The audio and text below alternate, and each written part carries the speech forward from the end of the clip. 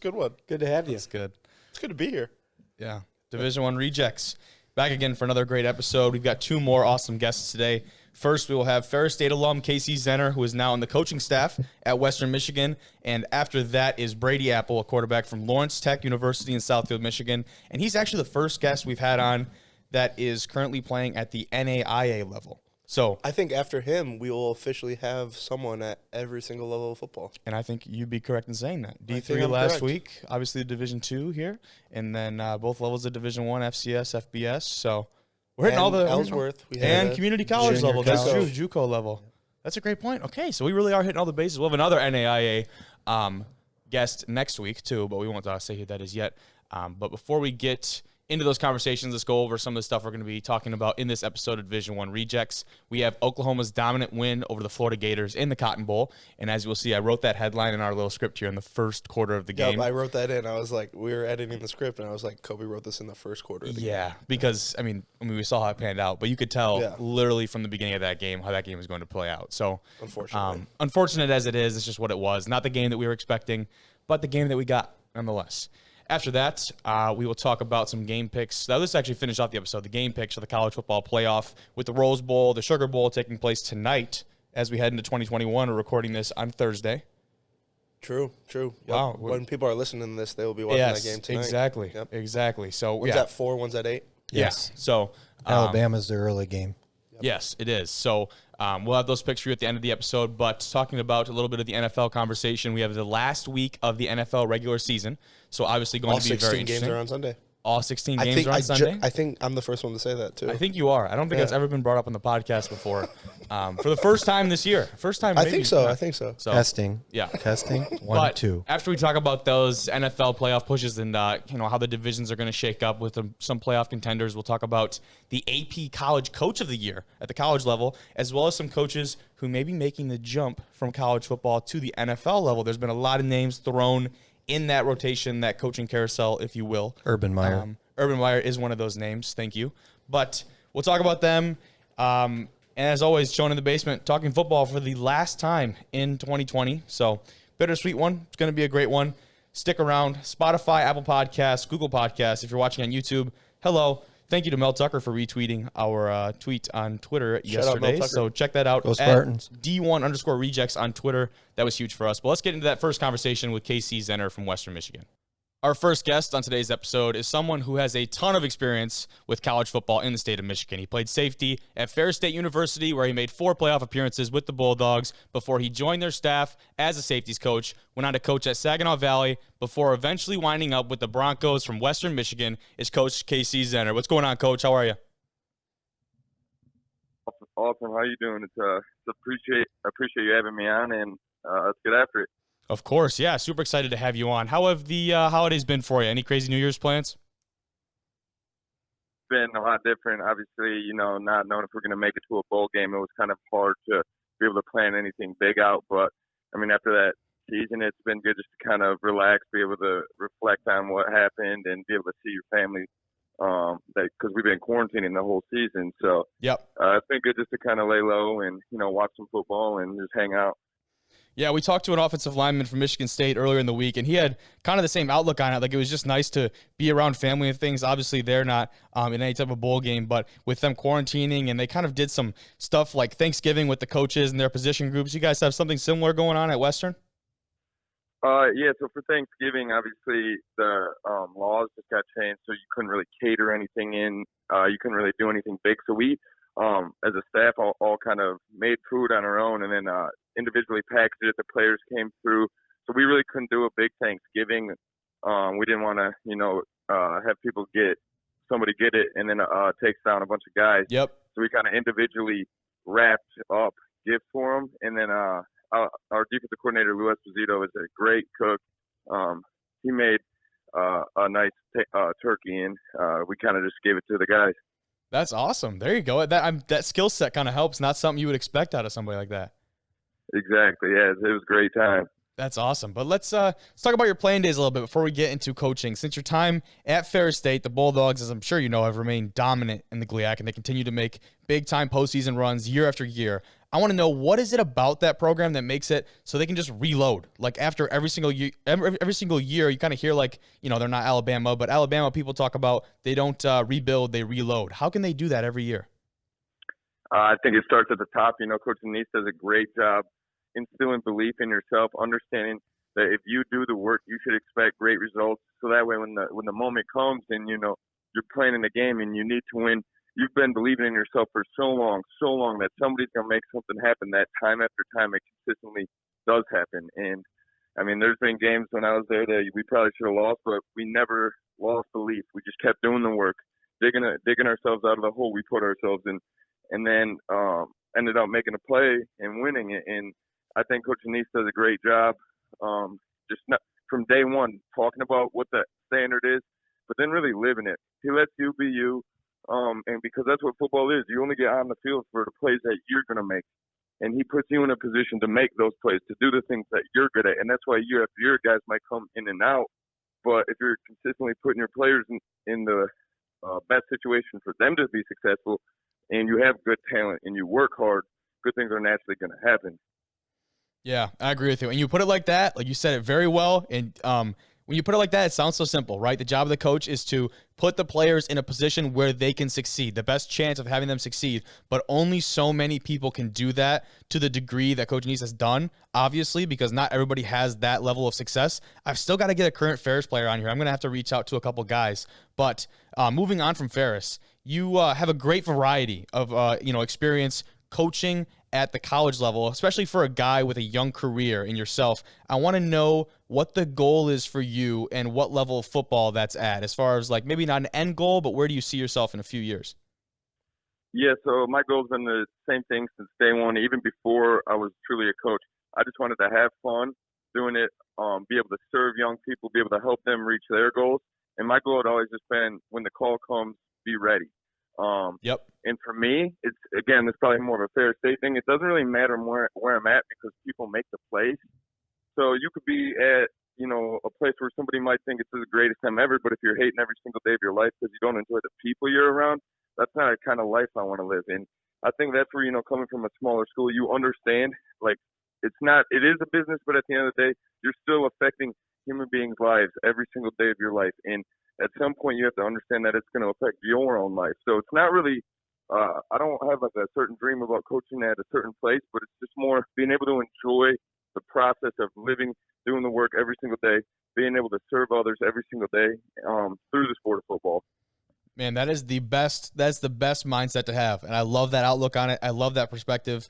And you're totally right. You hit it like the nail on the head. Like, it does not matter where you're at, level or whatever. Obviously, you want to coach and at the highest level possible and perfect your craft as much as you can. But at the end of the day, it's the guys that you're around. So now the guys you're around are the staff and the players in that Western Michigan football team. And, coming on back in February, right before the pandemic and the lockdown hit, what was that like for you coming into this situation and immediately being faced with such a crazy outcome in this COVID pandemic? Yeah, so I'd already been there for a little bit. I knew a lot of the players, knew all of the coaching staff. We actually, both safeties and corners coach ended up taking better jobs. One of them went to West Virginia, and one of them went to Navy. I didn't know that. So we were trying, so through that spring process, we were actually trying to hire two guys. So I got to do a lot more with the meetings, a lot more with the on the field, running drills. So it was even a crazier process because of that. Yeah, no, I believe that. And especially like being thrown into it and then all of a sudden you get more than you signed up for. But like you said earlier, when you get that chance, you better be ready, because that chance might not come around again. And like you said, you're in a position now at Western Michigan, those two guys ahead of you, they get jobs at some big time programs.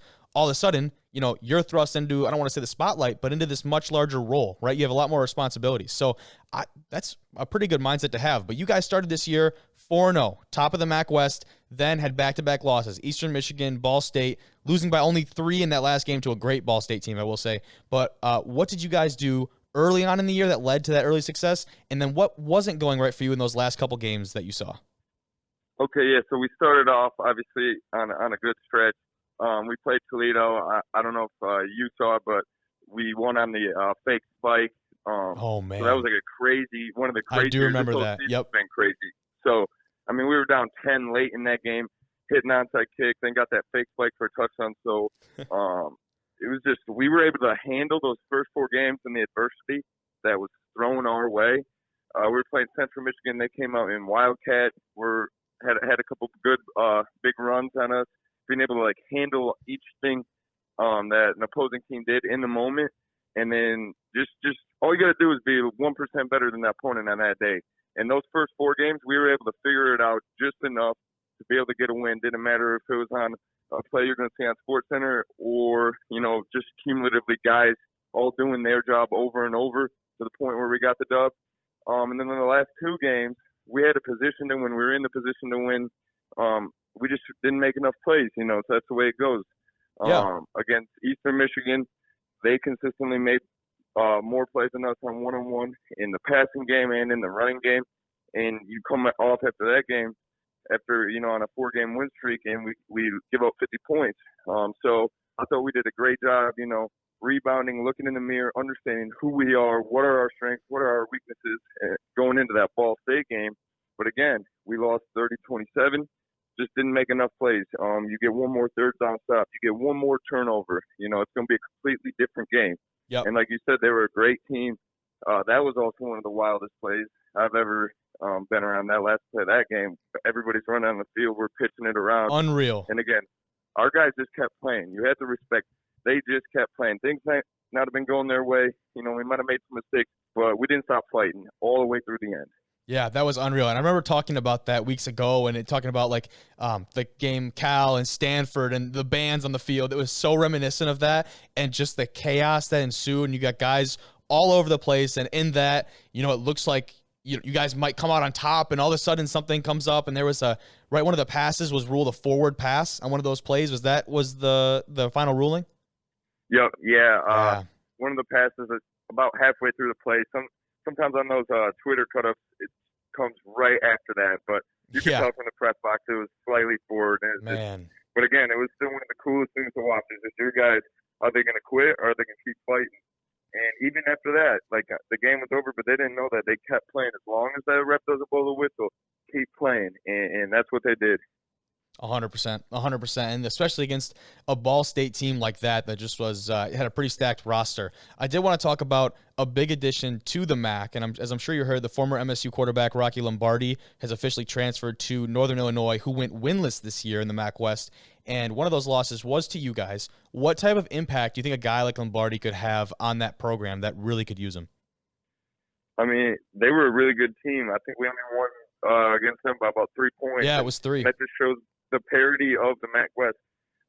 So again, a guy like that gets guys to buy in just a little bit more maybe. And like you said, 3 points, I mean, that's just one guy, catching one more touchdown pass, difference between winning and losing. So he's definitely a great player, and that's what makes it fun. I mean, the MAC, we're not a Power 5 conference, but we get some Power 5 type talent. And at quarterback position, he's going to present a challenge. Obviously, he's been through, playing Ohio State, Penn State, Michigan. So we're going to have to be at our best that day to get the dub.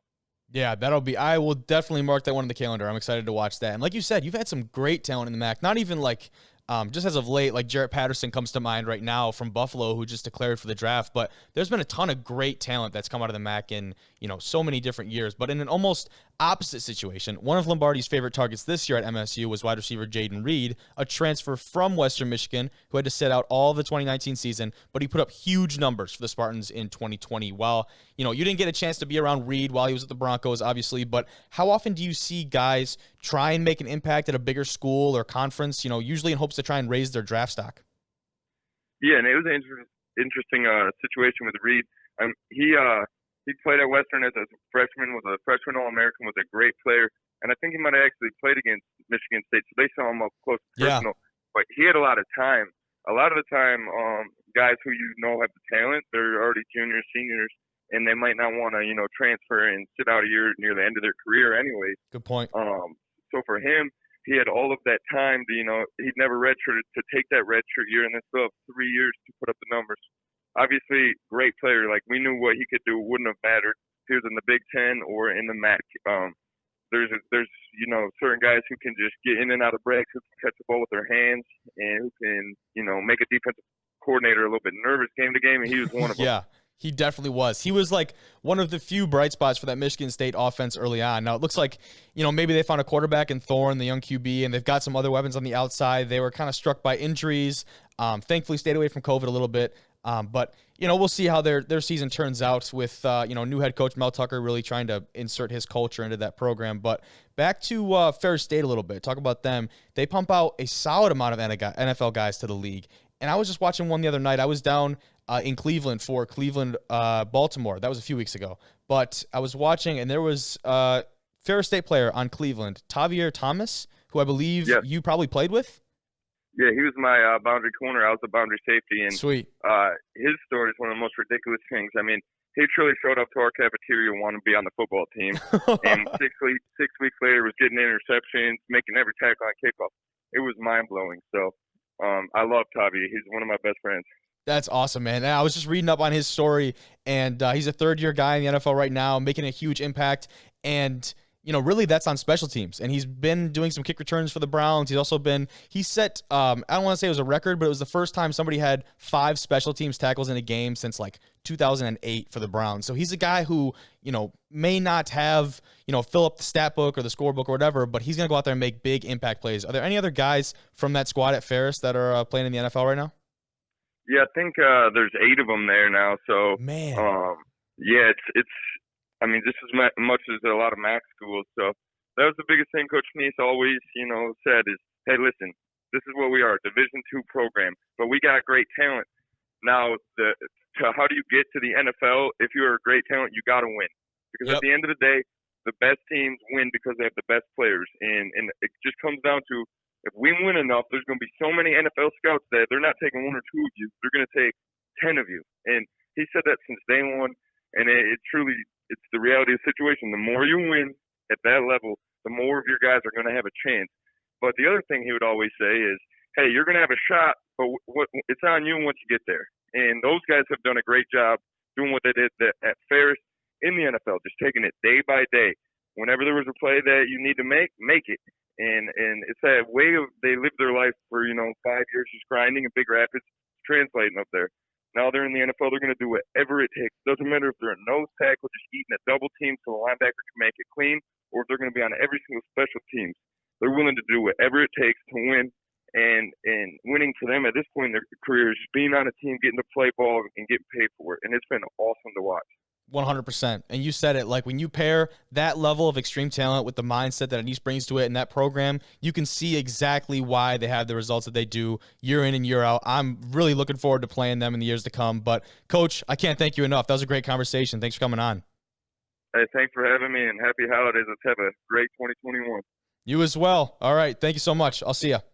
Great conversation with Casey Zenner, Coach Zenner there. Is it a second coach? Always a good conversation. Second coach we've had on the pod? Yeah, after, I think, and Dave Rayner kind of. That's he true. Was kind of coach After too. high school coach, yeah. But at the think, college level, we had Antoine Robinson a while back from Northwood University. Oh, JT Jerson. How can you forget about JT? Yep. So 10 straight. First guy at the Division I level. Yep. Get out of here. I think it's cool that the difference between coaches and players aspect when we're talking to them about the show. Yeah, no, it is because like you can tell the difference when like we're talking to a coach between when we're talking to a player, just how they talk about their football program and everything. That's true. It seems a little bit more like official and like obviously you're gonna have a little more respect. Obviously, like not that we don't have respect for the guys who come on the show, but it's just a little more casual. Yeah. You know what I mean? Just like shooting the shit with the guys. But great conversation with him. Super excited to talk to Brady Apple a little bit later. Mm-hmm. But before we get to that conversation with the Blue Devil from Lawrence Tech, we want to talk about the NFL and more specifically the AFC in the playoff race that is going on right now. And right off the bat, 5 teams fighting for 4 spots in this playoff contention, right? Before you start, if the playoffs started today, you always have to start with that. Okay. The bye would be Kansas City. Yeah. Cleveland would They've clinched that. Cleveland would be at Buffalo. Baltimore at Pittsburgh, Miami at Tennessee. That's if they started today. That's just a great slate of games. That would have been. To start off, Those are good games. Yeah, exactly. To start off, I think that's what it's going to be. I think that'd be great. I think the Colts are going to be the one that's getting the boot. And did you see yesterday? I thought that was really neat, and I've wondered about that before. But Frank Reich, their coach, is making them not post no scores will be posted in the building because they're playing the Jaguars. And can you imagine everything falls, the chips fall where they may? Yeah. The Jaguars have already clinched getting Trevor Lawrence, Lawrence, and all of a sudden, because they're professional athletes. Jacksonville's going to show up and compete. They competed for a half last week against the Bears. That was a 13-10 game. We've seen more surprising things. Yes. The So Jets. I thought that was neat, and I agree with them. Don't show any scores in there. Win your game. And we're going to talk about that later because I think the idea in itself is a good idea. In practice, I think it's stupid. But we'll talk about that a little bit later. I have a little different segment for that. But looking at the AFC right now, the fact that you have 5 teams fighting for 4 spots in the playoff and just that slate of games that you just mentioned, I think it just highlights the disparity of competition between the AFC and NFC right now. Yes. Like, you look at the NFC, you have these like chiseled out top dogs in each division except for the NFC East, which we'll talk about here in a second. But really, you just have these guys, these contenders that you know are coming out of the NFC, right? And in the AFC, there are so many teams that could get hot at the right time. Like Tennessee, we saw last year, which I guess it would be like an underdog or a dark horse team, right? In the playoffs, especially taking down last year. Yeah, the Patriots and then the Ravens, which was the huge win for them before they got mopped. Because they were like the Super Bowl favorite. I'd say even over the Chiefs last year with the Ravens. I would agree. Yeah, and that would have been a great game, but. Right now, just that AFC race is so interesting for me. And the fact that Baltimore and Cleveland and Pittsburgh and that AFC North, as competitive as it is, like they all Pittsburgh is obviously already in with that big win over the Colts, which I was very surprised about. I mean, not to interrupt, but Indianapolis could be 11-5 and not get in. Exactly. And if the Redskins win, they're going to be 7-9 and not only win, host a playoff game. Yeah, it's unreal. Yeah. It's seriously, that's the difference. If Washington loses and then the Giants win, that'd be a 6-10 team hosting a playoff game. That's a great point. So when you were talking about the AFC was better, and you and I talked about this yesterday, here are the NFC games. So Green Bay, obviously, if the playoffs started today. If they started today, Chicago at New Orleans, Los Angeles at Seattle for what would be the third time. That'd be a good one. And then let's all tune in for Tampa Bay at Washington. Yeah. Well, I don't know. If Alex Smith is playing and healthy, I would like that game too if the Redskins won. I mean, Washington football team. Yeah, exactly. And especially like if Washington does end up, they'll probably get Gibson back. He's been out for their lead back, and then Smith would definitely be back. Yep. And everybody's rooting for Alex Smith. Everybody is. I feel like you have to. And he is. We'll talk about him a little bit later. But he's 4-1 when he starts. You know who that one loss is against? The Lions. And where he threw for over 300 yards. He did, and if I'm not mistaken, the Lions were up 21-0 early. They were, and he made that game way too interesting, more interesting than it should have been. But let's talk about that AFC North a little bit. Baltimore clinches a playoff berth with a win. Cleveland clinches with a win. It's so interesting. So when I was writing this, Baltimore, they win, they're in. Yeah. Cleveland, they win, they're in. Yeah. Miami, they win, they're in. And then Indianapolis, Tennessee, it gets interesting. It does because Tennessee holds that tiebreaker, but if they lose and Indianapolis wins, AFC South wins the division and they're in, and Tennessee would be out, which would be crazy. And even with no fans, you still want to play at home. Yeah. Yes. Agreed. Because it's more so about the traveling, I'd assume, than the actual 12th man or whatever the heck you're going to call it. Probably worried about COVID too when you'd rather be at home than traveling, risking it. Yes, then you're going to stay in a hotel or whatever, and you have to. Then you bring into account people might say it's easy to control all the however many people on the team, the staff members, whatever. Then you take into account hotel staff and these random people that you might just might clean your room and everything. Yep. That is might have a random fire drill or fire alarm pulled. Middle of the night. He's not wrong. He's not wrong. Imagine if it's somebody happened before. If somebody did that and set them up and just got them out of their mojo, that'd be hilarious. But Tennessee would be the biggest, I think, if they were to miss the playoffs. If they would miss the playoffs, that would be. I don't think they will because they play. I believe. Do you have the slate of games up? Who do they play this week? I'm pretty sure it's Tennessee, a lackluster team. Yeah, Tennessee has the Texans. They have the Texans. They have Houston. Yeah, it's a lackluster team. Yeah, so they. So I would be. If Tennessee doesn't get in, Deshaun Watson is going to be playing out of his mind. Yeah, maybe he will. Did you see that talk with J.J. Watt after? Maybe those guys just come up and play. Maybe, dude, I don't know. I think J.J. Watt's going to be out of Houston here pretty soon. Well, I hope so. Kobe, you might have said it, but you guys both said if this, if that, if the Dolphins play the Bills. Yeah, So they do. something's gonna. I mean, But the Bills something's- have already clinched the AFC East. right. Which Miami can still get in, but Like like a wild some other card. things those have to happen. the Baltimore, Cleveland, Miami controls their own destiny. So that if those 3 win, they're in. That's locked. Yeah, Yeah. but Then that Colts and Titans is where it gets interesting. yes, And I don't know if we're going to. Are we making picks on NFL games? not yet. Later. I was going to say because a game that is interesting to me is Ravens at Bengals. Cincinnati is not playing that bad. No, they're not. They really aren't. Ryan Finley, not AJ. I messed up Yes, that name before. Ryan I don't Finley. know how. But we talked about the Bills a little bit. Let's get into it. I have a couple different things here. I just titled it like random NFL news, right?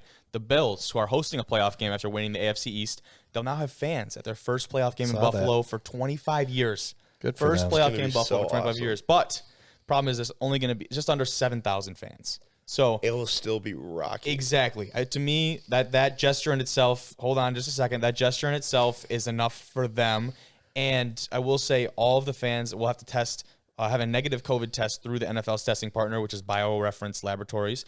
And most importantly, no tailgating is allowed at the event. Oh, We'll see how how that- Bills Mafia does that. that was my thing. I was just Yeah. going to say you're still going to be home. You would still be home. Road trip.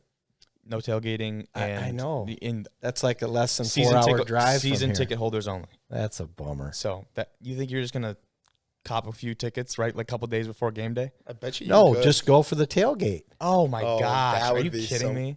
No Bills tailgating. Mafia? I No know tailgating. because they said the Bills. I've heard the Bills tailgate is the best in the NFL.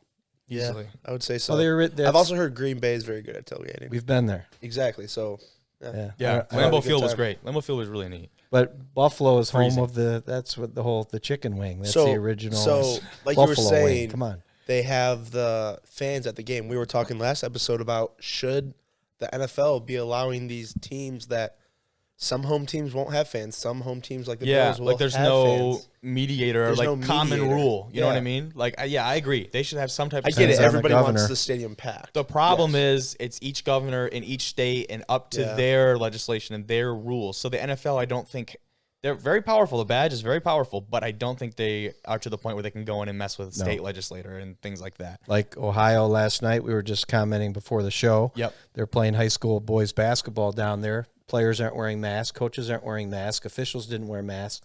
And the shot I saw was 2/3 of the arena was filled with spectators in Ohio. You could Unreal. drive 90 minutes south and you're playing. Yeah, that's crazy. But let's talk about, you mentioned the Indianapolis Colts, who will not show other scoreboards in Lucas Oil Stadium, and that's just in an attempt to keep the distractions away from their players, I guess, because they have to have, Because obviously Tennessee with the plays at win- 1 too. Correct? Yes. Okay. their wow. game, the interesting thing, their game's 4:00 game. So the other games are going on at 1:00. And And you're if I- telling if me this some was of those hap- players aren't going to be checking their phones? Exactly. Phillip Rivers even came out and said, like, I'd be lying if I said I wasn't going to be on my phone scrolling through, checking the game. Because he's like, that's what I do every week. That's part of my routine. So why would I now switch up my routine and just act like I'm not interested? Because obviously this has a lot of weight on our situation because they're playing Jacksonville and is it Reich, Frank Reich or something? Reich. Yeah, so he was saying that, if it's a distraction to one player, it's a distraction to all. I was like, the idea in itself is genuine It's and good. good. But there's no way you can avoid guys from seeing that. So I just thought that was a little bit interesting. Titans Texans are also at 4:25. They are. So they'll be playing at the same time. Oh, as okay. Colts. So maybe that's just like the okay. So that's that's the important. key, right, Okay. for them. I guess that's true. Yeah, well, that would only determine they got to win and then some other things to happen. The Titans, that would be the only thing is if they lose, then obviously Indianapolis wins the division. That Wow, would be the it's kicker. going to be a good weekend of football. It's going to be a great weekend of football. But I Sunday's going to be. I thought that was just kind of interesting. Like if you did this maybe 50 years ago, like if you didn't put the scoreboards up or whatever, then you might be holding some 50 players in the years dark. ago, I don't think they had like other scoreboards in the stadium. 25, 30 years ago even. True. Okay. There you go. But I don't know. I thought that idea was kind of interesting, and Phillip Rivers coming out and saying that he was going to be on his phone. I don't really care. So Especially like the quarterback, like the leader of that team. So, Yeah, he's and like, he said come that. on. He's like, come on. yeah, and the Come on. guys I can only imagine are going to be doing the same thing. But the last thing here, my little random tidbit of NFL news. I want to ask Who's got snacks? who's got snacks? I saw that the Packers. Yes, they do. It was the Seattle Seahawks, but now it's the Green Bay Packers who picked up Damon Harrison off of waivers just recently. Former Lions defensive tackle. Run stopper. Run stopper. He was not really producing for the Seahawks. I think he had a forced fumble and like 9 tackles in a few games. I mean, they picked him up. Just not great numbers. Like I was seeing on Twitter because like some guy was like yelling at him. Did you see that? Yep. And he was like I'm not even mad that like Pete Carroll was like straight up. He was like, "You're coming in to fill the void, and then like we're probably gonna release you." Right. He was like, "I'm okay with that." But did you see how he departed from the Seahawks? That was the interesting thing because Pete Carroll came out after meeting with Damon Harrison and basically said that he told him like he's not going to play anymore. And then that was kind of a shock. And then Damon Harrison came on Twitter and basically said that he's not done playing, but he thought there was a younger teammate who deserved more snaps in Seattle. Is he trying to play hero and like be I'm so confused by this whole situation. So Pete Carroll said Pete Carroll met with Snacks and said you're not playing. No, Snacks told him that this is what Pete Carroll thought, that Snacks told him he was done playing. So that's why he was released. And then Damon Harrison came out on Twitter and was like, I think there was a younger guy. I don't know who specifically, but I think there was a younger guy. Because they were super injured on the defensive line. Yeah, they were. And he came in to fill the void for a little bit. Yeah. And now they're healthy, so that's why he left. Yeah, just jumping from one NFC contender to another. More prominent. Go him. I guess so, right? Go win yourself a ring, but big fella. Yeah, I don't know if he's trying to take the moral high ground here. Be like, yeah, you know what? I'm really advocating for this younger guy. He deserves more snaps. I'm going to leave. Which normally doesn't happen in the NFL. No, it does not. You get paid for, playing, not advocating for younger guys. Maybe he's just the bigger man. I mean, he is the bigger man physically. He's a large human being. Are we leaving the NFL discussion? Not quite yet. Okay, because I was just going to say kudos to the NFL. The last chip that will fall playoff-wise, you want the drama all the way. Washington, Philadelphia is the night game on Sunday night. Yeah, so that's great. That's great. So nothing will be official, obviously, until after that game. So the Cowboys and Giants play at 1. The winner of that game will be waiting, sitting at their house Sunday night, rooting for the Eagles. Yeah. If their coach allows them to watch the game. Our last piece of NFL talk here kind of helps us transition into the college scene a little bit before we talk to Brady Apple here. The potential college coaches making the jump, and that is to the National Football League.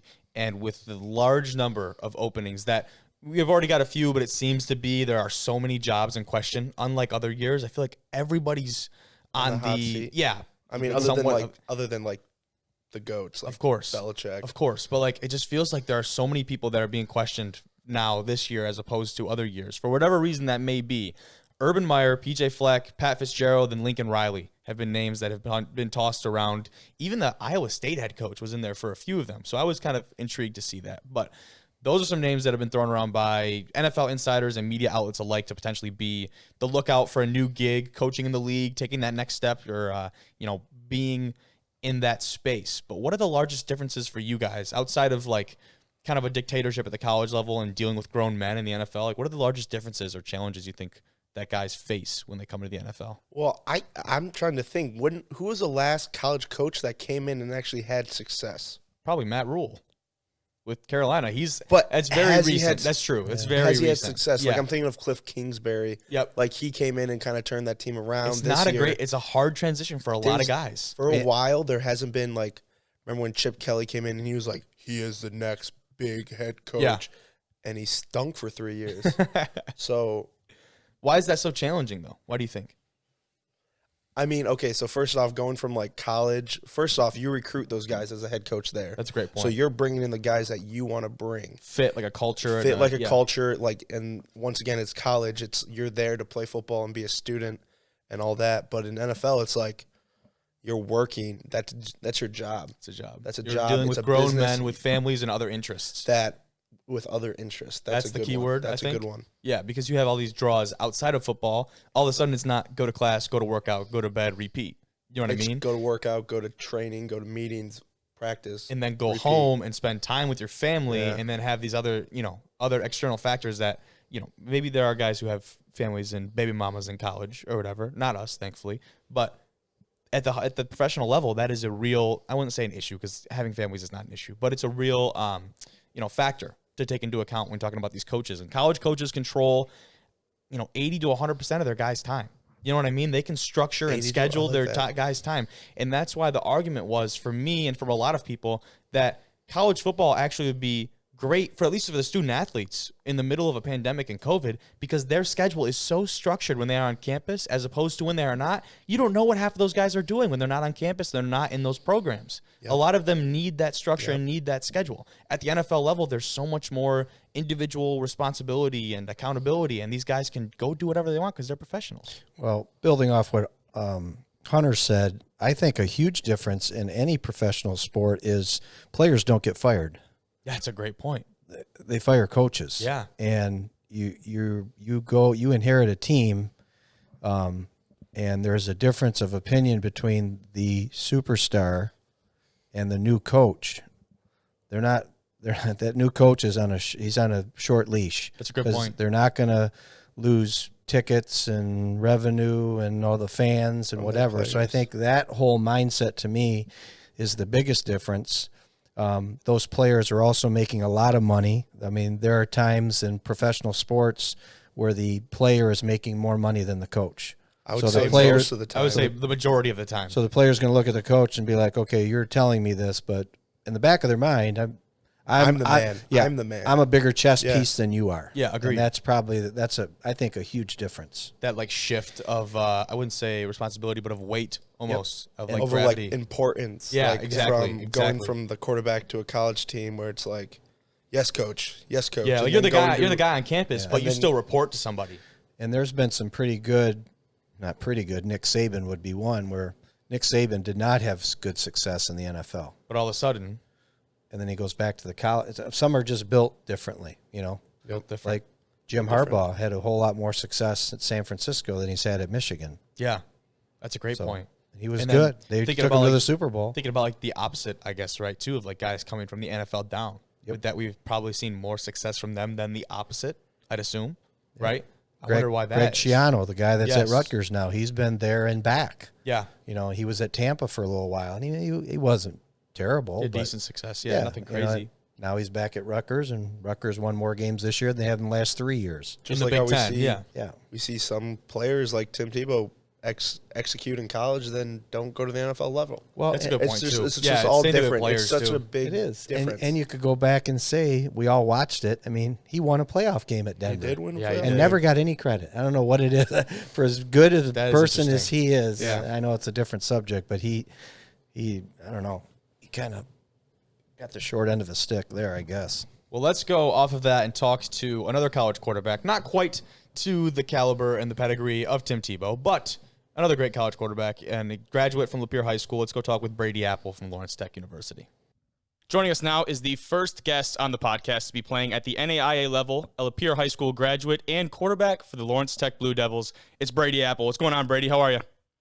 Good, man. How are you doing? Thanks for having me. Fantastic. My pleasure, man. Seriously excited to get you on. Like I said, have not had much representation or any representation thus far from the NAIA level, and I know that was a big part of the recruiting process for me.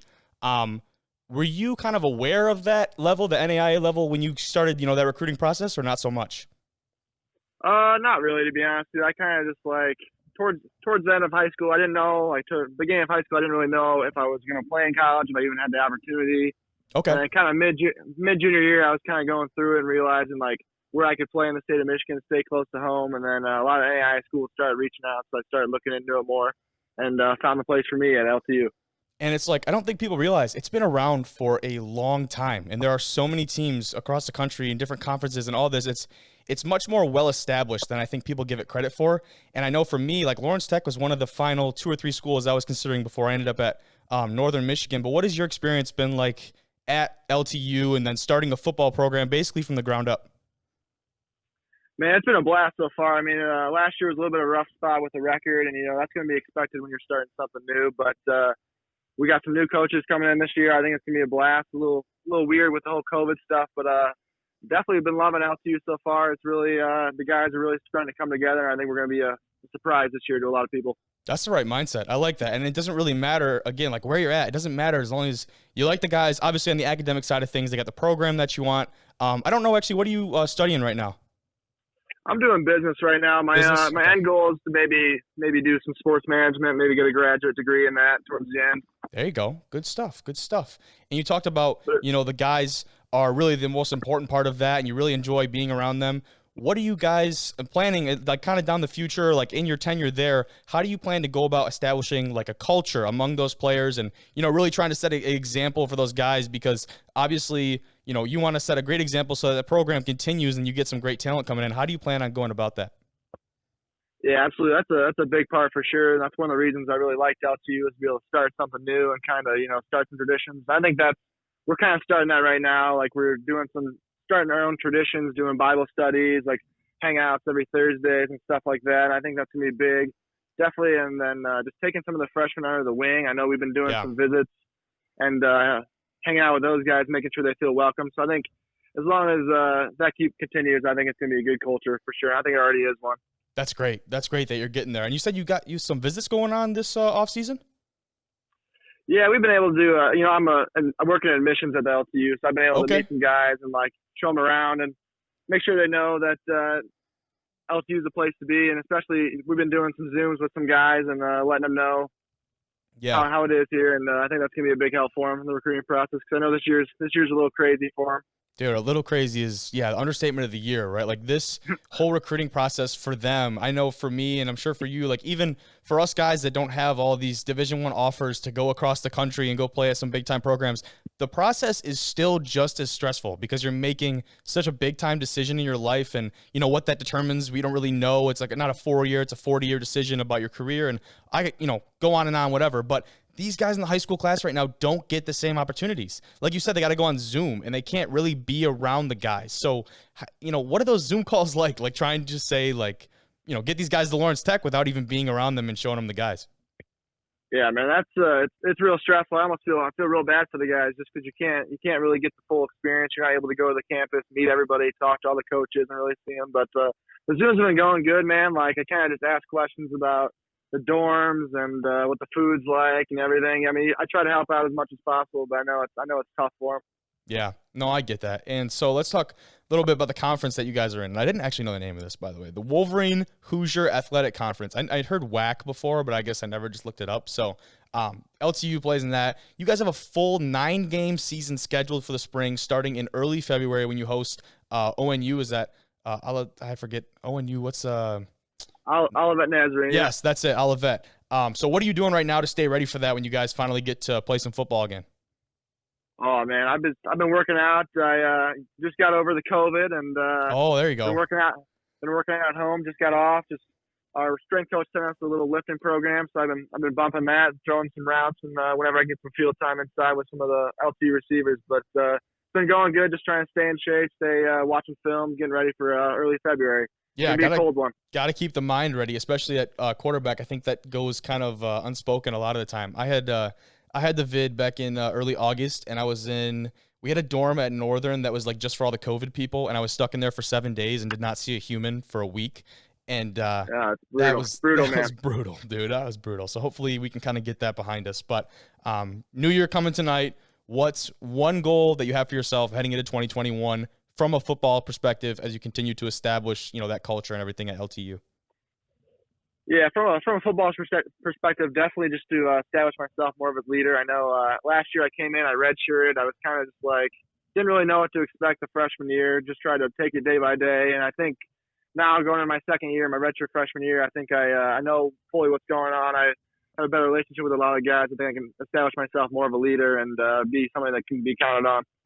Yeah, no, that's the right mindset, especially from a quarterback, being a leader on the field and off the field. I love the fact that you're working in admissions. Like, I guess I would assume you don't see too many guys doing that, but having that, just that level of connection with the new guys, especially coming into the program, like, even especially in a couple of years where like you're the dude and like that's my quarterback. Like he's, at my admissions, whatever, like helping me out get into the program. So, but I did want to talk about, you said, you had some new coaches coming in.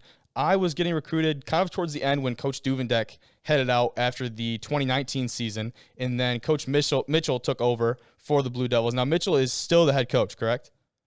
Absolutely, yep. Okay, got you. I really enjoyed him. I thought he was awesome. Thought he was a great recruiter, first of all, and an even better guy. I had a lot of conversations with him about coming to Lawrence Tech, and his son's playing at Army. Isn't that right? Yeah, I think he plays quarterback there, I think. Yeah, I think you're right. I'd have to double check, but I'm pretty sure he's quarterback at Army. But Coach Mitchell was a guy that has previous coaching experience, not only at the NAIA level at Concordia, who was nationally ranked last year, also at the Division II level from when he was at Northwood. And, with a very young football program that you guys have, what has the approach been from Coach Mitchell and the staff to, you guys are trying to establish that culture. How have they tried to help you establish yourselves in this this conference, heading into the program's third year with all these tough ranked opponents? Yeah, it's been a little bit weird with, we haven't fully been able to practice. We practiced a little bit in the fall. We haven't been able to do much, but Coach Mitchell has been awesome. I think he's definitely an OG. We've been doing. I think he's changed things around to make it more competitive, and even like spring conditioning, everything was a competition. He's been just gearing us for that. It's coming up in February, and in the limited falls, we've been able to do fall practice. We were able to have a lot of competition, a lot of going over the plays, getting everybody ready for February. I think it's gonna be awesome. Yeah, and I think that goes kind of like, it can go one of two ways. Like, yeah, you get all this, I shouldn't say all this extra time, because a lot of schools, I know we only got a couple weeks of practice to kind of install offense and do some other things. Then you have this kind of long break over the holiday season, and you can have guys that go home and really touch up on a lot of that stuff and come back in the spring like totally refreshed and ready to go and play football.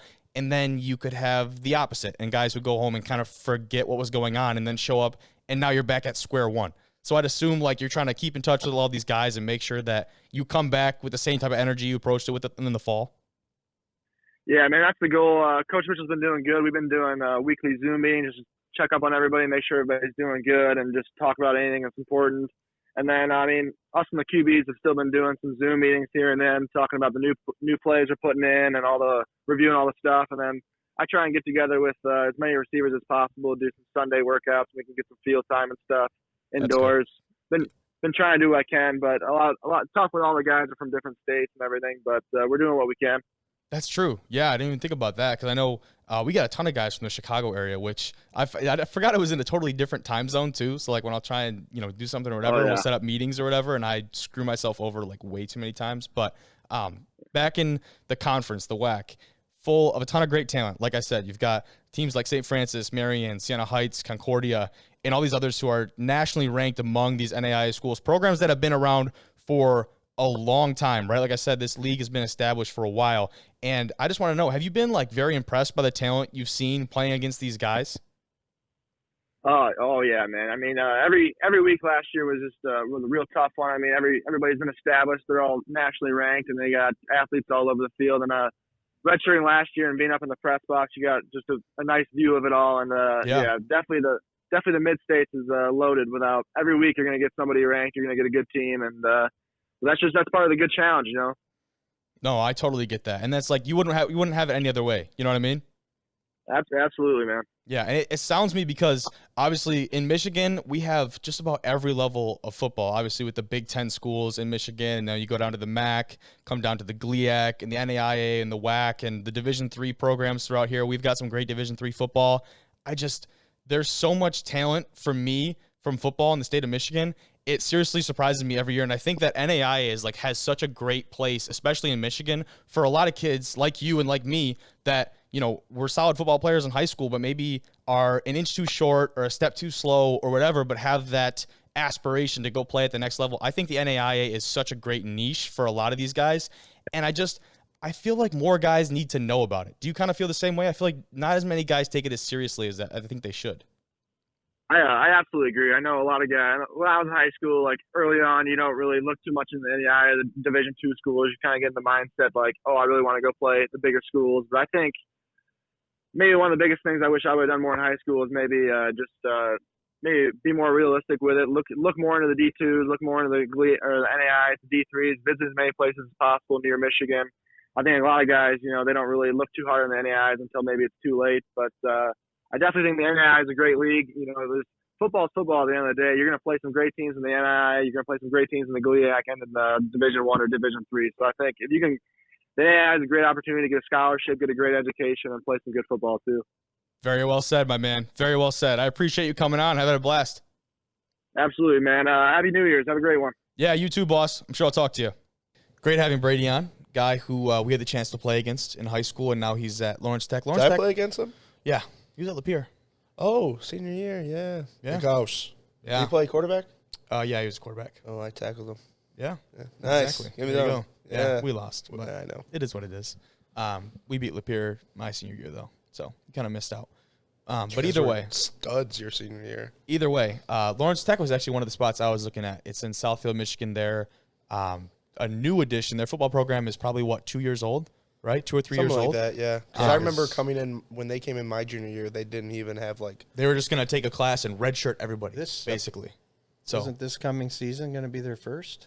No, No, they've they been played around last year. No, they've 2 been years. they've been at least around for 2 years now. Oh, okay. Yeah, so it's kind of interesting. They're in that boat along with a couple other teams in that NAIA league. I don't know what their league itself is called. It's a good but, conference. Indiana Wesleyan, they're in that situation St. now. Ambrose? They have a lot more structure down at Indiana Wesleyan than they did at Lawrence Tech. That like stadium and the facilities and everything were Indiana built. Wesleyan's awesome. They were built before the football program was initiated. Now, Lawrence Tech kind of felt like it was all at the spur of the moment. Same. Now, they have some great plans for the future. I will say they showed us some of that stuff. But great having him on the podcast. But a guy that I want to talk about as we kind of move into this college football scene is the AP Coach of the Year at the college level, that being Jamie Chadwell for Coastal Carolina. You know, we were a little, I guess, not surprised, boys but that could have been. a little bit upset at Yeah. who the runner-up was. But before that, I'll say that he led the Chanticleers to an 11-1 season in only their 4th year at the FBS level and received 16 first-place votes and 88 points from the panel that votes on this, which is like the college football top 25 panel. Now, the runner-up, who we were talking about before the show, is Tim Allen from Indiana. He was a runner-up for the award, 14 first-place votes and 66 points of his own from the panel. So only 2 of those first-place votes behind Chadwell there. Following him, we have Luke Fickell from Cincinnati and Nick Saban from Alabama, respectively. Always Nick Saban. I know, he's always in the conversation. If Indiana wins that game, Ohio State, he walks away with that award. Agreed.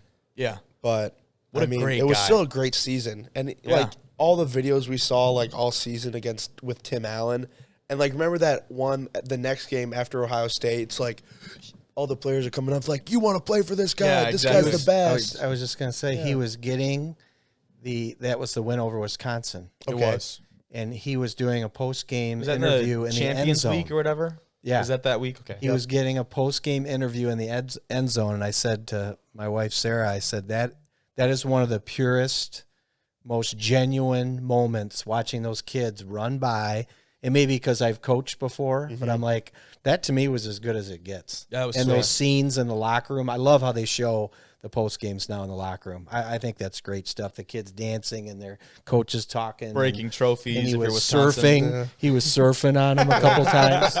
But they love that guy. I'm biased. I think Indiana played a much more difficult schedule. I think he should have won that award. I agree with you. And like you said, if that game against Ohio State turns Yes. out differently, he walks away with Yeah. it. But what bowl game are they in? Because they're not in New Year's Six. They play. I just saw this. Yeah, go ahead and try and look that up maybe. But I did want to say that Jamie Chadwell January 2nd game. is it. Yep. Jamie Chadwell is the first Sun Belt coach to win the award since its inception in 1988. So that's a big time honor for him. A guy who's in, I believe, only his 2nd or 3rd year with the program. I think only his 2nd year with the program. And he's only the 3rd coach of a non-Power 5 team to win the award, which I thought was a pretty cool stat as well. His situation was very interesting because he came in, and I think the head coach before him was like Magnola or something along those lines, and he had a sickness and was kind of in and out. So Chadwell was actually the interim head coach for a stint there, and then he kind of felt like he was the substitute teacher. This is what he said in an interview, that he said he felt like he was the substitute teacher, and everyone knew the teacher was coming back. It was kind of interesting, an interesting dynamic. But then after that year with Magnola, I hope I'm pronouncing that right. I forget his name entirely, but Magnola came back for a bit and then just decided he was going to retire and handed the reins off to Chadwell. So he said this year was the first year that he actually felt like this was his team. I mean, if it was his team and they went 11-1, that's pretty good. I feel like you were a big fan of their quarterback too, McCall. I think it's Grayson McCall or something along those lines. He's a freshman quarterback, by the way. I didn't know if you knew that. He was a freshman. So Ole Miss, Indiana, Outback Bowl. Outback Bowl. Okay, thank you for looking I that think up. Ole Indiana's Miss, heavy favored. I was going to say, if I'm not mistaken, I think Ole Miss is like 4-5, Very 5-4. middle of the pack. Just in a the big SEC, name right in under the Outback Bowl. right under LSU. Yep. Exactly. They deserved a better game than that. Indiana did. Yes, yeah, they did. I agree because I hope they go out there and stomp them. But You know what would have been, We'll see. in my opinion, a great game would have been Indiana, Oklahoma. Yeah, But now, you might say have been that, good. Indiana doesn't have Penix, the quarterback. That's true. And Who tore both his ACLs? If he's healthy, watching that game last night, that would have been entertaining. Indiana, Oklahoma would have been a great game, I think. Yeah, and unfortunately, that game wasn't the best. It was not the game that we hoped for. So let's talk about it. Oklahoma wins big, 55-20, and we saw the impact of Florida missing those 4 top wide receivers as Trask struggled early. I think that's an understatement of the year. 3 interceptions in the first quarter, even though he had only thrown 5 all season up to that point. It all just came caving down. I saw a stat during it. It was he has the most pick sixes as an SEC quarterback since like 2011 or something. Are you serious? Yeah, he had 4 this year. That's unreal. So like pretty much every interception he threw. Yeah. What you said? He had 6. He had 8 total this year. So half of them, I guess. Half of them were pick sixes. That's unreal. I was laughed out of my living room last night when I commented halfway through the first quarter last night. Oklahoma was on pace to win the game 136-0. Yeah, he always makes those weird pace bets. They never pan out. Then 5 minutes later, you forget. You say that game turned into a laugher. It was 17-13 with 5 minutes to go in the half. They hit a field goal, yeah. And Oklahoma got those 2 touchdowns right before Very halftime, quickly, and it was yep. over. Yeah, it was just a little slant. Remember that blocking? Almost, it was a pick play, and that slant Yes. across the middle of the field, really shallow route. Like a and then drag, he just goes. It and was then a drag, yeah. He's just speed. Can He I get on literally my set a downfield. screen. He Can I literally get set on a my screen. ranking soapbox for a minute? Go ahead. I have to. We can't have the 7th ranked team in the country give up 375 yards in the first half. Yeah. You shouldn't be ranked 7th. 400 yards rushing I'm sorry. in the whole game. You're not the 7th best team in the country. Going back to the Coaches Awards. After that game against Alabama, were you going to say the same thing, though? True. Yeah, so maybe we can knock you off your Week to little week, pedestal. week there to a week, little week bit. to week. What were you about to say Week about to week. That's recency bias is what that is. You saw a terrible performance, and now you're going to capitalize on it. Yeah. And you mentioned the guy or that conference hasn't had a coach win an award since 1988. Yeah. Year I graduated high school. Thank you. Anyways, another guy that would have, to your point, if Indiana beats Ohio State, he wins the award. What about the guy at Iowa State if he wins the Big 12 championship game? He would have been right there. I'm at a loss for his name because Iowa State would be like the 5 then if they would have if they won that game? Yes. Yeah, because they beat Oklahoma earlier in the year. I think he wins the award if he wins that game. He had a couple first-place votes. And they probably beat Florida last night, a depleted Florida team. A depleted Florida team. Yeah, that Florida defense was probably the real – what? Iowa State. I don't know. Oh, yeah, I don't know. I'd have to look that up. But that Florida defense was the real culprit last night. We both kind of hinted at it. You said it, 400 yards, 435 rushing yards. That's terrible. Over 10.5 yards they let up per play. They were missing wide receivers, not defensive players. Exactly. That's so there's no excuses for that side of the ball. Yeah. So in Oklahoma, as much as I despise Spencer Rattler and then him going on Twitter after the game and just go and enjoy your win. What did he say after Twitter? He was like, it wasn't a good matchup. I don't know. He was on Twitter with his Twitter fingers, whatever. I cannot stand that kid. But that team, I have a decent amount of respect for. I have a decent amount of respect for this team because they won 9 straight games this year after starting 0-2 in the Big 12. They started 1-2 because they was it 1-2? It was win, loss, win. Win. So 1-2 to make loss. They made it to their 6th straight New Year's 6 bowl, obviously with that big win over Florida. Very respectable. Because I remember when they were 1-2 and they were like, Oklahoma's done. Freshman quarterback, can't bounce back from that. So I got a lot of respect for them. I just cannot stand the kid himself and his personality. But it, like you said, it's crazy how different that Florida team can look only 11 days after the outstanding game against Alabama. And he said he's coming on attacking all these Florida guys. That is just a prime example of recency bias. Because I understand, they look terrible. They looked brutal. That team did not look great. And then they're rotating. They're doing this weird quarterback rotation where they're throwing in a couple different quarterbacks and Trask is in and out and which I don't like that. Trask is a Heisman candidate. Exactly.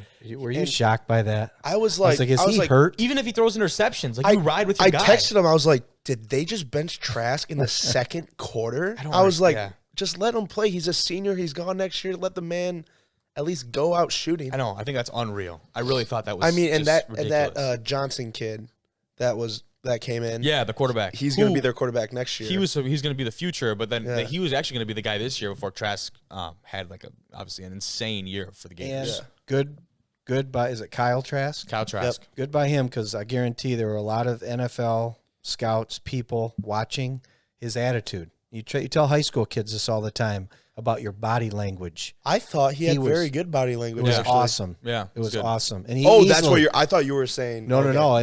That was very good. Someone gave him, or either he was raised that way, or his coaches have taught him. But Yeah. team player came out. You know, who He wouldn't was have the had great first body guy- language. Sorry to interrupt you. Spencer Rattler. Can you imagine if he threw 3 picks in the first quarter? Jeez.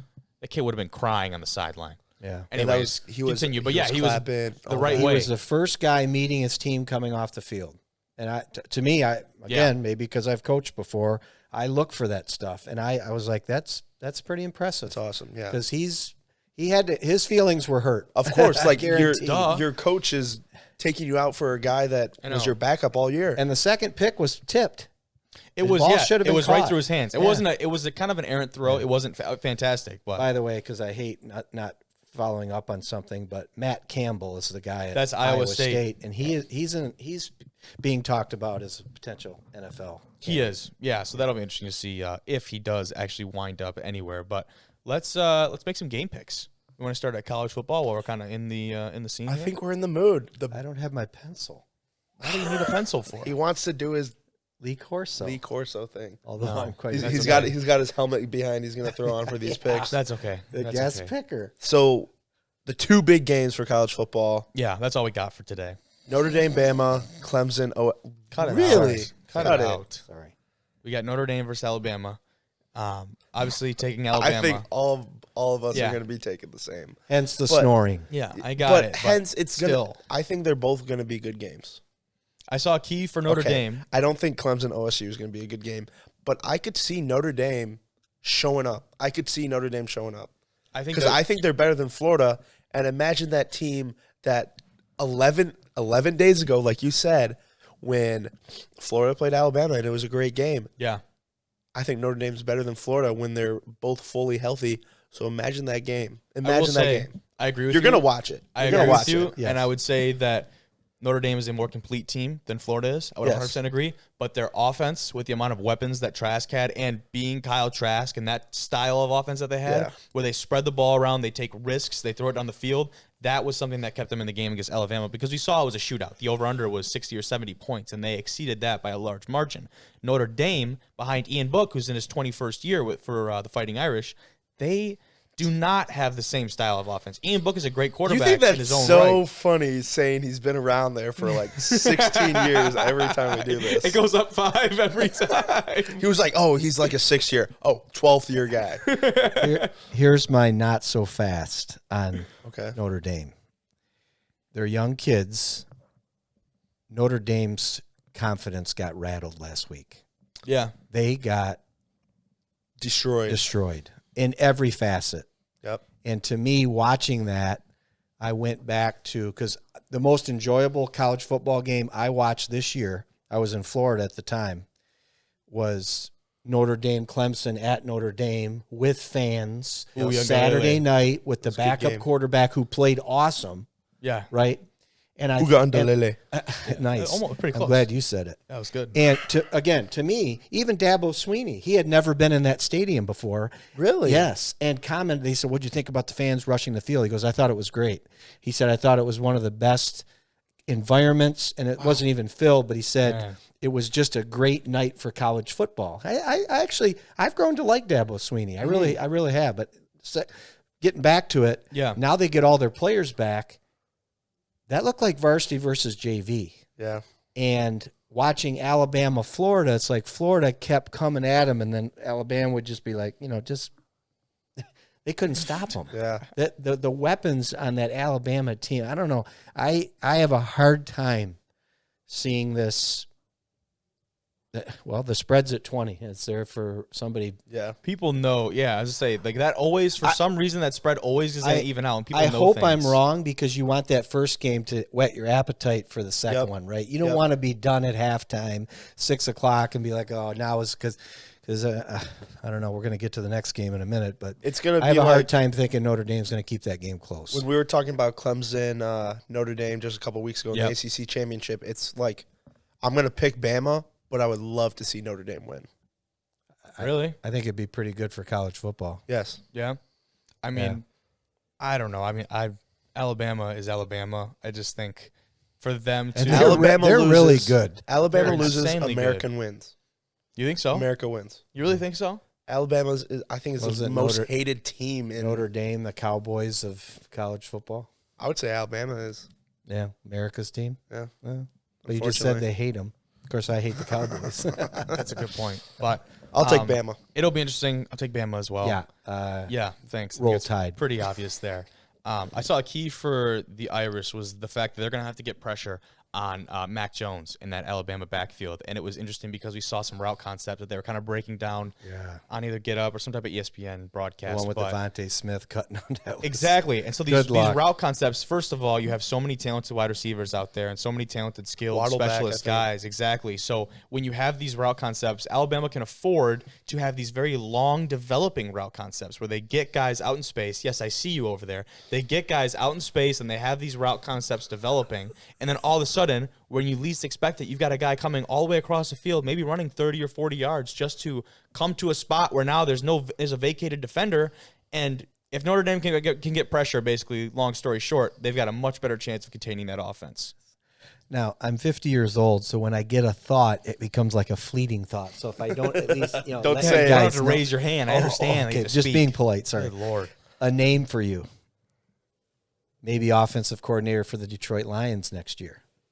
Steve Pick it up. Sarkisian, Sarkisian who came from USC. stepped in as the head coach a few times this year. Yes, and came to Bama, and watching that offense now, Sarkisian's going to go to the NFL and get athletes like that too. I think he would be a great hire. I think Sarkisian is an NFL name. That'd I be mean, is he interesting. tired about Now- how long do you stay there? Like Talk to this guy, though, because he thinks that Bevel should remain in that Oh yeah, position. we talked about Chase- it last week. Chase Daniel today. That'll Awesome, be- awesome quotes on what he thinks about Darrell Bevel. Today? Yes. Like, I don't. Okay. That'd be a hard give it up. I'll for the show you Lions, afterwards. It's really good. But, we've talked enough about that ND Bama game. Let's talk a bit about. Well, he thinks it's going to be a game. So Let's talk a bit about Clemson versus Ohio State. So, an interesting note about this game Interesting. is that, well, interesting for Ohio State, not great for Clemson, is that their offensive coordinator, Tony Elliott, will miss the game after testing positive for COVID. Now, Clemson is one of the most complete teams in the country, as I'm sure we could all agree. Yep. So I don't know how much of an impact this is going to have. I would assume it's a pretty big impact, though. Your guy, your play caller, I would assume. He is the play Dabo- caller? Dabo I does bet- not call the plays, does he? no, I wouldn't I don't think so. I bet He it doesn't. probably has he a might. say in some. I'm sure he does, but Tony Elliott, I'm sure, is the guy up in the booth or calling the plays, making the reads, whatever. So it may be a marginally small impact, but I think it will have an impact for sure in that game. I think it'll be a marginally small impact for that Wide game. receivers coach, I think we heard, is stepping in to. He is. Call I him. did not see that. That's good. I think. Okay. Well, we had the wide receivers coach for the Lions come in as the interim. So interim. I saw how that went. we saw how that went. Marginal so it'll impact. be great. Now, this game, it's kind of, I guess, similar in a way like we saw. Did not say a toss up. No, I'm not going to say a toss-up. I was going to say it was similar in the way like we saw Florida hang with Alabama because their offense was like Florida was hanging in with the offense. Ohio State does not have anywhere near that offense. And Clemson's defense has been suffocating, and they have been for the past however many years, right?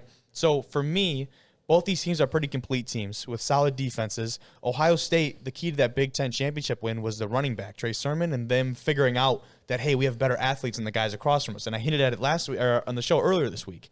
And I said, the guys across from you at Clemson, they're just as good, if not better athletes than what you have at Ohio State. Yeah. You are not going to be able to run the ball for 300-plus yards against them. I refuse to believe that. You know what I got to say about this game?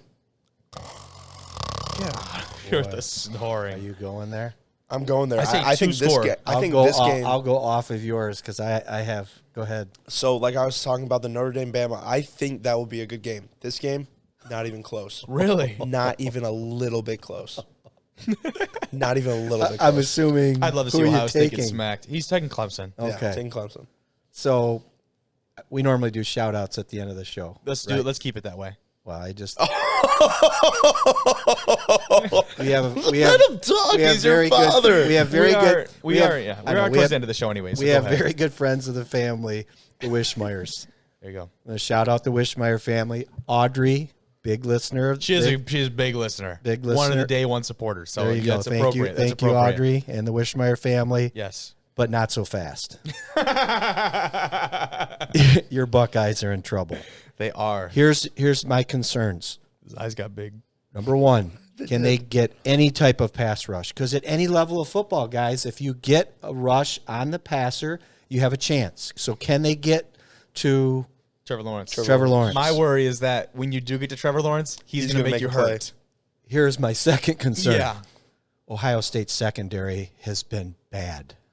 They've had Indiana threw for 500 yards at the shoe, at the And that was horseshoe. Penix. Just upgrade that to Trevor Lawrence. So I'm with this you. is the best quarterback they've seen all year. I want to see a Best good quarterback in game. college In football. college football. I'm with you. Clemson rolls. Yeah. And the thing for me I'm was They're saying, very I'm saying this good. is a shut off by halftime. It's so bad. I said to you a little bit ago, it's the haves and the have-nots. I want to see Clemson, Alabama again. I think this could be one of the best games of their rivalry. I really do. Yeah, and I think that we're would going be to get great. it. That would be great. Shut it off at halftime. Watch something with your mother. Watch a Hallmark movie. No.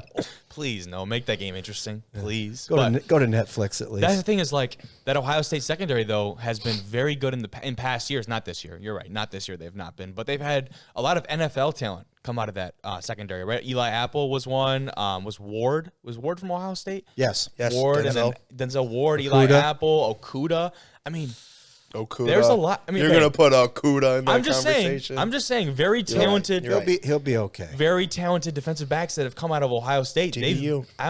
LSU's kind of like the DBU, No. but Ohio State's Ohio State's DBU. Their secondary this year has underperformed. Yeah. They really have. I just wanted to mention that because they've had a lot of great NFL talent come out of that defensive backfield. But I'm with you guys. I think Clemson is a minimum of 2-score win because even if you do get pressure on Trevor Lawrence, he is so athletic. It's to the point where it's not even sneaky athletic. He's just straight up athletic. And when he gets outside of the pocket, he's so fast. Joe Burrow's sneaky athletic. Snowborough. Joe Burrow is sneaky athletic. Aaron Trevor Rodgers Lawrence, can be sneaky athletic.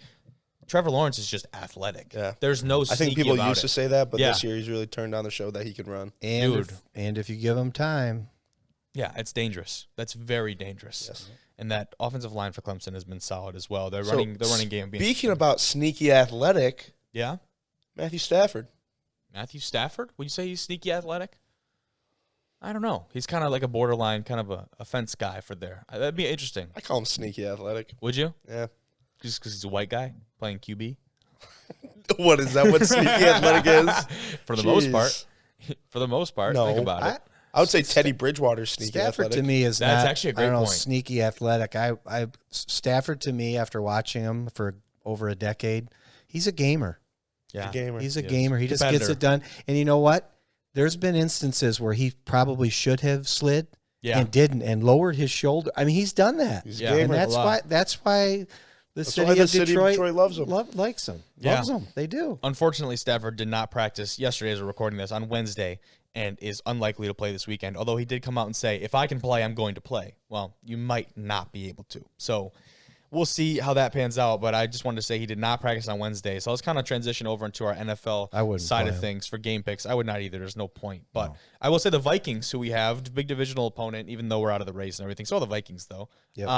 Dalvin Cook is out for the game. He had the His recent father passing of his died. father. Yep. So prayers up for him, but he is he'll be in Miami with his family, so he will be out of that game. It will be interesting to see what that Vikings offense looks like without Dalvin Cook, especially when we only had 10 guys in the field when he was running against us last time we played, if you do remember. I'm sure you do. So we'll see if Kirk can get those boys going. I'm assuming he's playing, right? He is. Yeah, so we'll see if he can get those boys going. Skull. You said you'll never take a pick against the Lions. Are you going to stay true to that? No, I just said skull. Oh, so that's your pick?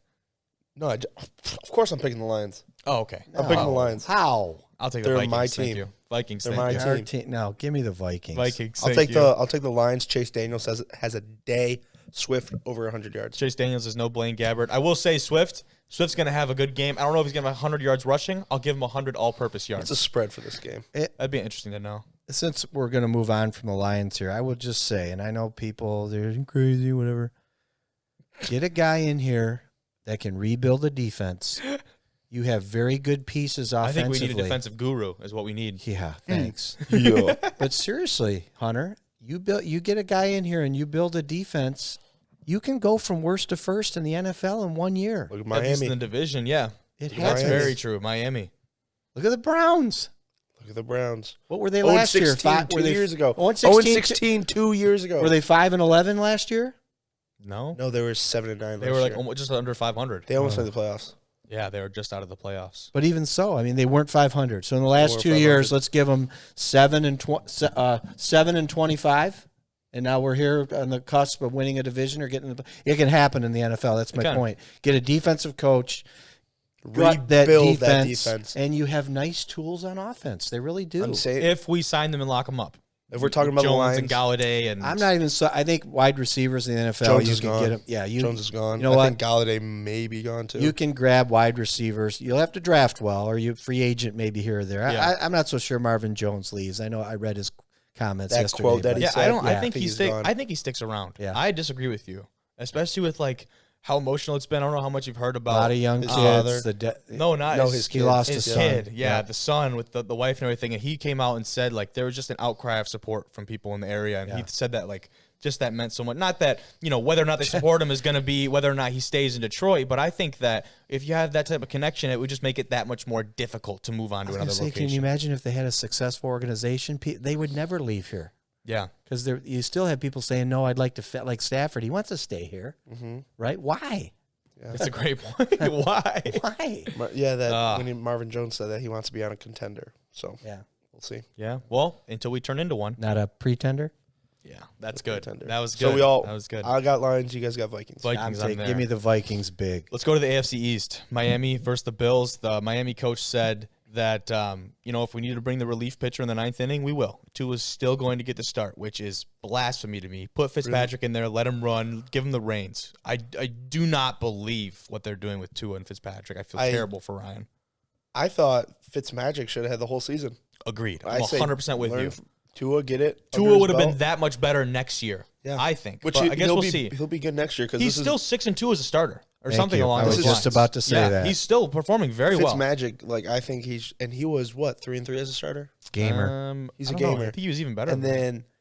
then, this is his last year on the contract, so I think he's out. He'll probably go be the quarterback for I don't know, someone. He's going going to be the quarterback That's for the someone. same way he's been his whole career. He's a wayward journeyman quarterback, like a veteran now, but he's still going to perform wherever he goes. He's always has been. He's a gamer. So I'll take Bills big. as much Josh of a, Allen as is much of a my gamer MVP. as he is, as much of a gamer as he is, I'm taking the Bills as well because Josh Allen right now, More touchdowns than Patrick Mahomes. And as More Chris, yards than Aaron Rodgers.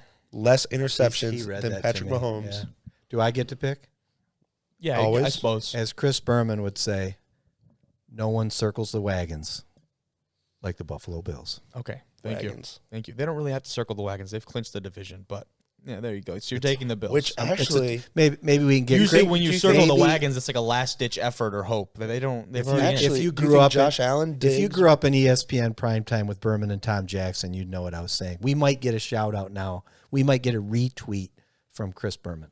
Is he on Twitter? Yes. I hope. What were you saying? will Josh Allen and Diggs even be playing in this game? Are they? Can they move up or can they move up or down? Point. Ooh, Because Maybe we should if look at that not, before we make a Miami pick. looking at this is we need know this what? game. Josh 'Cause they Allen need that might game. not be playing in that game because they've clinched the division. So they can't move up or down. They But- can't get the bye. Because they can't get the bye because the Chiefs So have what's the the bye. point? Ooh, maybe you want to look that still- up here while we go to our next pick here. I'm Bills still, big. I'm still taking the Bills. Yeah. Let's They're go. on a high right now. Let's stick in the AFC for one more. We got Steelers versus Browns in AFC North matchup. Mason Rudolph starting at quarterback for Pittsburgh, and I am taking the dog pound, as I believe you should too. Yes? Speak. Give me Cleveland. There we go. There we go. I was just waiting for that one, but that'll I'll be keep interesting. it brief. Thank you.